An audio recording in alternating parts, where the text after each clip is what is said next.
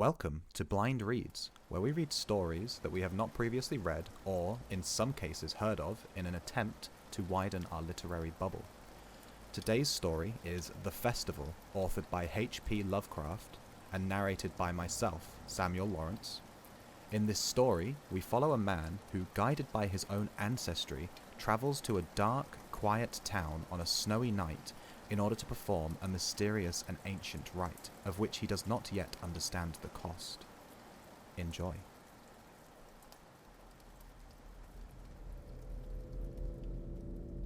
I was far from home, and the spell of the eastern sea was upon me. In the twilight, I heard it pounding on the rocks, and I knew it lay just over the hill where the twisting willows writhed against the clearing sky and the first stars of evening.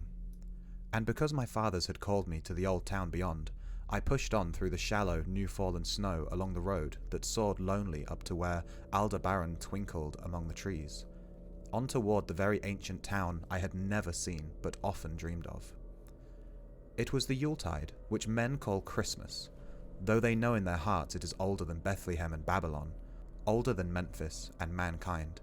It was the Yuletide, and I had come at last to the ancient sea town where my people had dwelt, and kept festival in the elder time, when festival was forbidden, where also they had commanded their sons to keep festival once every century, that the memory of primal secrets might not be forgotten.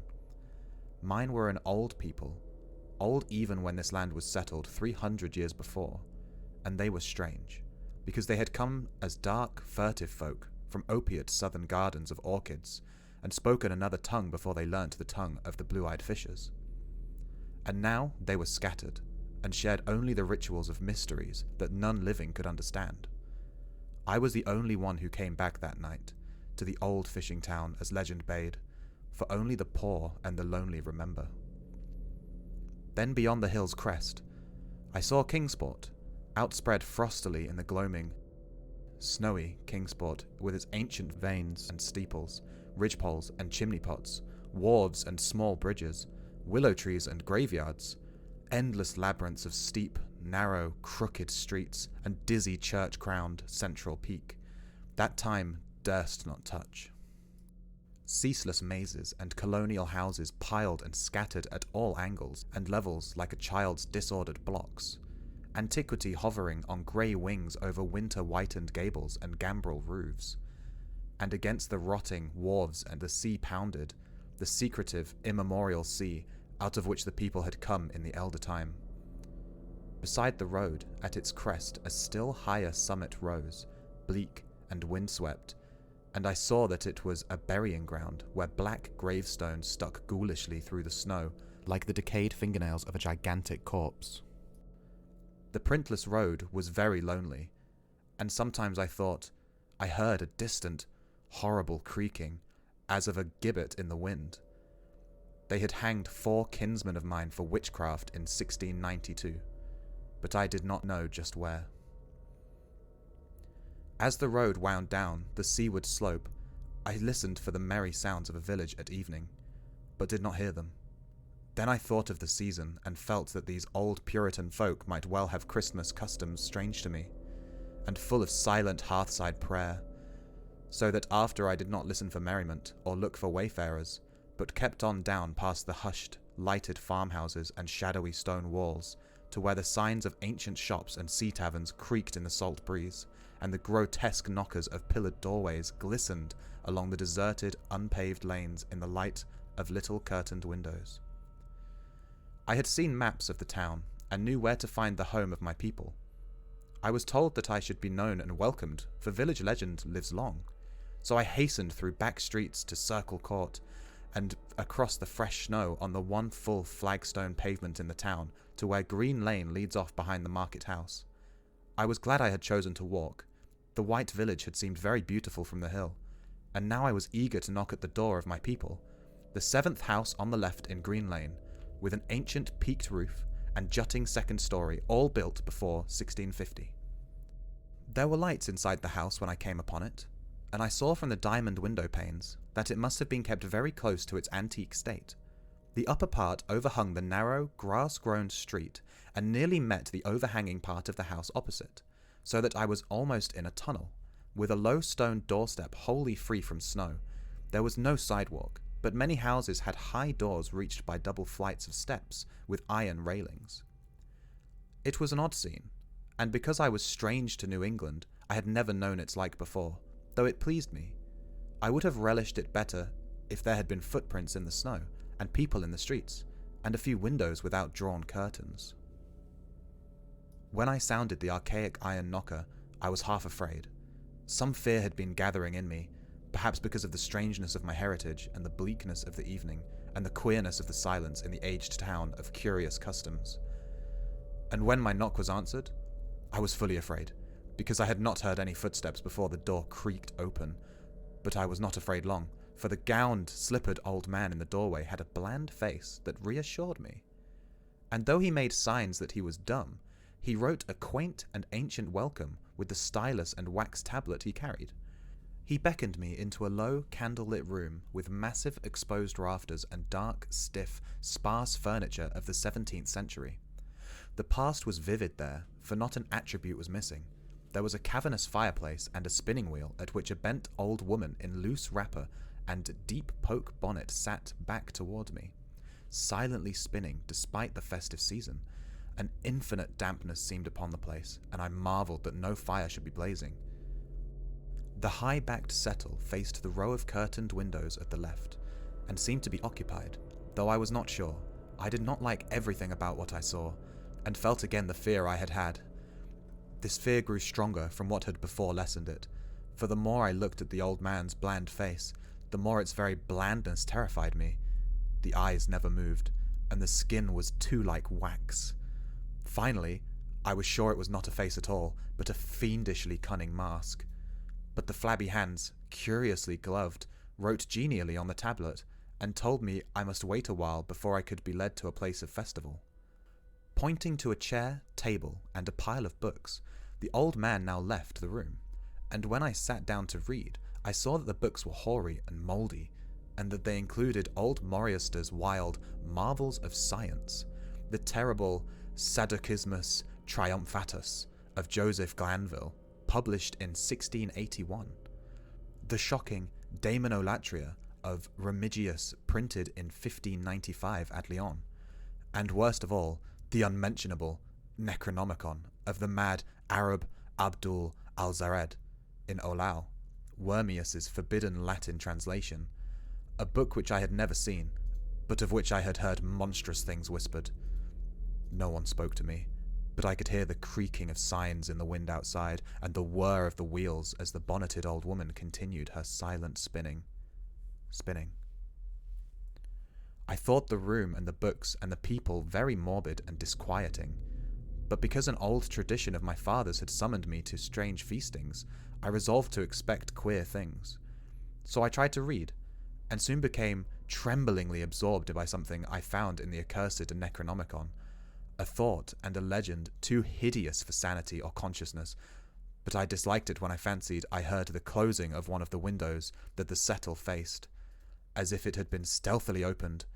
It had seemed to follow a whirring that was not of the old woman's spinning wheel. This was not much, though, for the old woman was spinning very hard, and the aged clock had been striking. After that, I lost the feeling that there were persons on the settle, and was reading intently and shudderingly, when the old man came back booted and dressed in a loose antique costume, and sat down on that very bench, so that I could not see him. It was certainly nervous waiting for the blasphemous book in my hands, made it doubly so. When 11 o'clock struck, however, the old man stood up, glided to a massive carved chest in the corner, and got 2 hooded cloaks, one of which he donned, and the other of which he draped round the old woman, who was ceasing her monotonous spinning. Then they both started for the outer door, the woman lamely creeping, and the old man, after picking up the very book I had been reading, beckoning me as he drew his hood over that unmoving face or mask. We went out into the moonless and tortuous network of that incredible ancient town, went out as the lights in the curtained windows disappeared one by one, and the dog star leered at the throng of cowled, cloaked figures that poured silently from every doorway and formed monstrous processions up this street, and that, past the creaking signs and antediluvian gables and thatched roofs and the diamond-paned windows, threading precipitous lanes where decaying houses overlapped and crumbled together, gliding across open courts and churchyards where the bobbing lanterns made eldritch drunken constellations. Amid these hushed throngs, I followed my voiceless guides, jostled by elbows that seemed preternaturally soft, and pressed by chests and stomachs that seemed abnormally pulpy, but seeing never a face and hearing never a word. Up, up, up, the eerie columns slithered, and I saw that all the travellers were converging as they flowed near a sort of focus of crazy alleys at the top of the high hill in the centre of the town, where perched a great white church. I had seen it from the road's crest when I looked up at Kingsport, in the new dusk, and it had made me shiver because of Aldebaran had seemed to balance itself a moment on the ghostly spire. There was an open space around the church, partly a churchyard with spectral shafts, and partly a half-paved square swept nearly bare of snow by the wind, and lined with unwholesomely archaic houses having peaked roofs and overhanging gables. Death fires danced over the tombs, revealing gruesome vistas, though queerly failing to cast any shadows. Past the churchyard, where there were no houses, I could see over the hill's summit and watch the glimmer of stars on the harbour. Though the town was invisible in the dark, only once in a while a lantern bobbed horribly through serpentine alleyways on its way to overtake the throng that was now slipping speechlessly into the church. I waited till the crowd had oozed into the black doorway, until the stragglers had followed. The old man was pulling at my sleeve, but I was determined to be the last. Then finally I went, the sinister man and the old spinning woman before me. Crossing the threshold into that swarming temple of unknown darkness, I turned once to look at the outside world as the churchyard's phosphorescence cast a sickly glow on the hilltop pavement, and as I did so I shuddered. For though the wind had not left much snow, a few patches did remain on the path near the door, and in that fleeting backward look, it seemed to my troubled eye that they bore no mark of passing feet, not even my own. The church was scarce lighted by all the lanterns that had entered it, for most of the throng had already vanished. They had streamed up the aisle between the high pews to the trap doors of the vaults, which yawned loathsomely open just before the pulpit, and were now squirming noiselessly in. I followed dumbly down the foot-worn steps and into the dank, suffocating crypt. The tale of that sinuous line of night marchers seemed very horrible, and as I saw them ringing into a venereal tomb, they seemed more horrible still. Then I noticed that the tomb's floor had an aperture down which the throng was sliding, and in a moment we were all descending an ominous staircase of rough-hewn stone, a narrow spiral staircase damp and peculiarly odorous, that wound endlessly down into the bowels of the hill, past monotonous walls of dripping stone blocks and crumbling mortar. It was silent. Shocking descent, and I observed after a horrible interval that the walls and steps were changing in nature, as if chiselled out of the solid rock. What mainly troubled me was that the myriad footfalls made no sound and set up no echoes. After more eons of descent, I saw some side passages, or burrows, leading from unknown recesses of blackness to the shaft of nighted mystery. Soon they became excessively numerous, like impious catacombs of nameless menace, and their pungent odour of decay quite unbearable. I knew we must have passed down through the mountain and beneath the earth of Kingsport itself, and I shivered that a town should be so aged and maggoty with subterraneous evil. Then I saw the lurid shimmering of pale light, and heard the insidious lapping of sunless waters. Again I shivered, for I did not like the things that the night had brought, and wished bitterly that no forefather had summoned me to this primal rite. As the steps and the passage grew broader, I heard another sound, the thin, whining mockery of a feeble flute, and suddenly there spread out before me the boundless vista of an inner world, a vast fungus shore litten by a belching column of sick greenish flame, and washed by a wide oily river that flowed from abysses frightful and unsuspected to join the blackest gulfs of immemorial ocean. Fainting and gasping, I looked at that unhallowed Erebus of Titan toadstools, leprous fire and slimy water, and saw the cloaked throngs forming a semicircle around the blazing pillar. It was the Yule rite, older than man and fated to survive him, the primal rite of the solstice and of spring's promise beyond the snows, the rite of fire and evergreen, light and music. And in that Stygian grotto I saw them do the rite, and adore the sick pillar of flame, and throw into the water handfuls gouged out from the vicious vegetation, which glittered green in the chlorotic glare. I saw this, and I saw something amorphously squatted far away from the light, piping noisomely on the flute, and as the thing piped, I thought I heard noxious, muffled flutterings in the fetid darkness, where I could not see. But what frightened me most was that flaming column, spouting volcanically from depths profound and inconceivable, casting no shadows as healthy flames should, and coating the nitrous stone above with a nasty, venomous verdigris. For in all that seething combustion no warmth lay, but only the clamminess of death and corruption. The man who had brought me now squirmed to a point directly beside the hideous flame, and made stiff, ceremonial motions to the semicircle he faced. At certain stages of the ritual, they did grovelling obeisance, especially when he held above his head that abhorrent Necronomicon he had taken with him, and I shared all the obeisances because I had been summoned to this festival by the writings of my forefathers. Then the old man made a signal to the half-seen flute player in the darkness, which player thereupon changed its feeble drone to a scarce, louder drone in another key, precipitating as it did so a horror unthinkable and unexpected. At this horror I sank nearly to the lichened earth, transfixed with a dread not of this nor any world, but only of the mad spaces between the stars.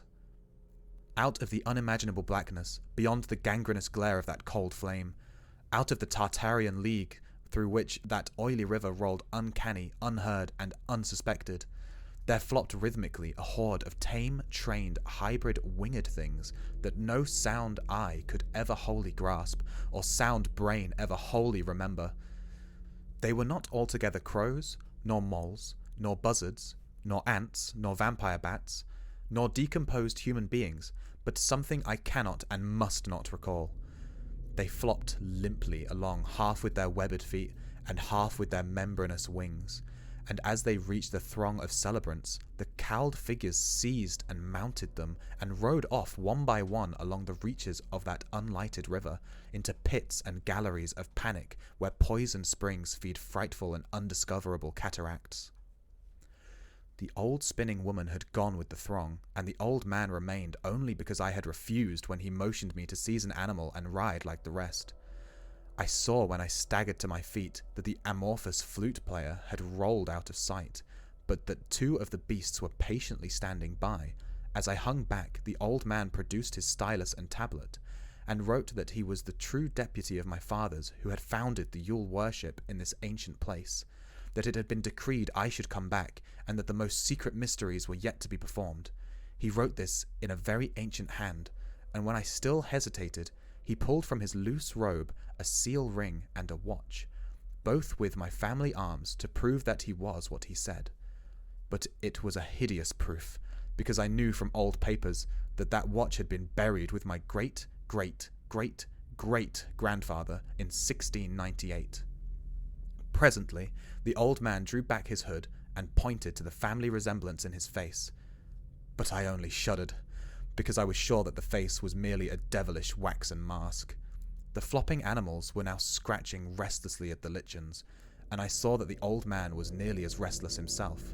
When one of the things began to waddle and edge away, he turned quickly to stop it, so that the suddenness of his motion dislodged the waxen mask from what should have been his head. And then, because the nightmare's position barred me from the stone staircase down which we had come, I flung myself into the oily underground river that bubbled somewhere to the caves of the sea, flung myself into the putrescent juices of the earth's inner horrors, before the madness of my screams could bring down upon me all the channel legions these pest gulfs might conceal. At the hospital, they told me I had been found half frozen in Kingsport Harbour at dawn, clinging to the drifting spar that accident sent to save me. They told me I had taken the wrong fork of the hill the night before and fallen over the cliffs at Orange Point, a thing they deduced from prints found in the snow. There was nothing I could say, because everything was wrong.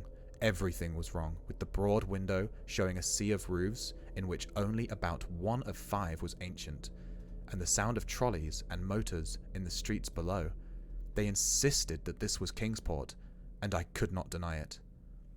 When I went delirious at hearing that the hospital stood near the old churchyard on Central Hill, they sent me to St. Mary's Hospital in Arkham, where I could have better care. I liked it there, for the doctors were broad-minded, and even lent me their influence in obtaining the carefully sheltered copy of Alzarad's objectionable Necronomicon from the library of Miskatonic University. They said something about a psychosis, and agreed that I had better get my harassing obsession off my mind.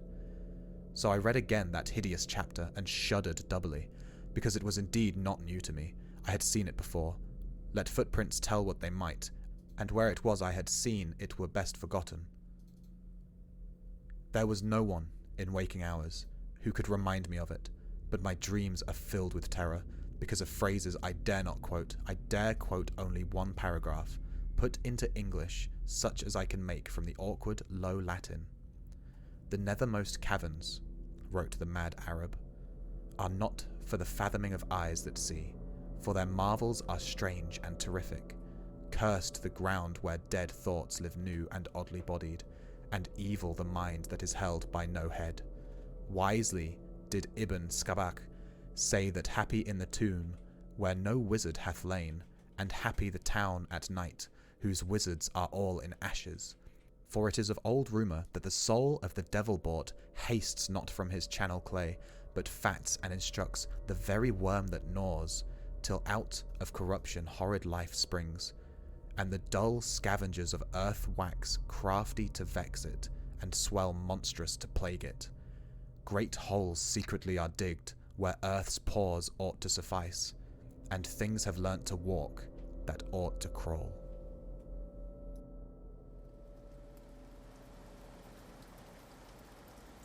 Well, there you have it.